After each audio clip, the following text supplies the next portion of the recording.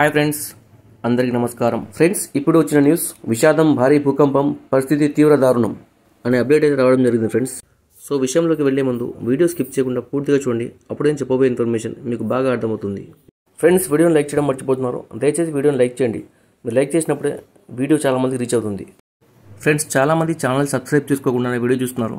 దయచేసి సబ్స్క్రైబ్ చేసుకోండి. మీరు ఛానల్ సబ్స్క్రైబ్ చేసుకున్నప్పుడే నేను చేసే ప్రతి వీడియో లేటెస్ట్ అప్డేట్ మీకు ముందుగానే నోటిఫికేషన్ రూపంలో చేరుతుంది. వీడియో నచ్చినట్లయితే వీడియోకు లైక్ ఇచ్చి నన్ను సపోర్ట్ చేయండి. అలాగే నా ఛానల్ సబ్స్క్రైబ్ చేసి ఫాలో అవ్వండి. ఫ్రెండ్స్, ద్వీపదేశం తైవాన్లో మరోసారి భారీ భూకంపం సంభవించింది. సోమవారం సాయంత్రం నుంచి మంగళవారం ఉదయం వరకు దాదాపు 80 ప్రకంపనలు ప్రజలను వణికించాయి. వీటిలో అత్యధిక తీవ్రత 6.3గా నమోదైంది.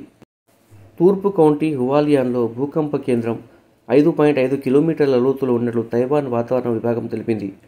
మొదటి భూకంపం తీవ్రత 5.5 కాగా చివరి భూకంపం తీవ్రత 6.3గా నమోదైంది. భూకంపం కారణంగా హువాలియాన్లోని అనేక భవనాలు దెబ్బతిన్నట్లు తెలుస్తుంది. రాజధాని తైపీతో సహా పశ్చిమ తైవాన్లోని అనేక ప్రాంతాల్లో కూడా దీని ప్రభావం ఉందనే వార్తలు కూడా ఉన్నాయి.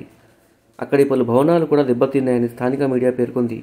భవనాలు కంపు చేయడం చూసి ప్రజలు ఇళ్ల నుంచి బయటకు పరుగులు తీశారు. జపాన్, చైనా, ఫిలిప్పీన్స్లో స్వల్పంగా ప్రకంపనలు వచ్చినట్లు తెలుస్తుంది. అయితే ఆస్తి, ప్రాణనష్టం వివరాలను మాత్రం వెల్లడించలేదు. ఈ నేపథ్యంలో అప్రమత్తమైన అధికారులు నివారణ చర్యలు చేపట్టారు. కాగా ఈ నెల 3వ తేదీన తైవాన్లోని హువాలియాన్లో భారీ భూకంపం సంభవించింది. రిక్టర్ స్కేలుపై దీని తీవ్రత 7.5గా నమోదైంది. దీంతో 14 మంది చనిపోయారు. అనేక భవనాలు నేలకూలాయి. అప్పటి నుంచి నిత్యం భూ ప్రకంపనలు వస్తూనే ఉన్నాయి. తైవాన్ భూకంపాలకు గురయ్యే 2 టెక్టోనిక్ ప్లేట్ల జంక్షన్లో ఉంది. అందుకే ఈ దేశంలో భూకంపం వచ్చే ప్రమాదాలు ఎక్కువ.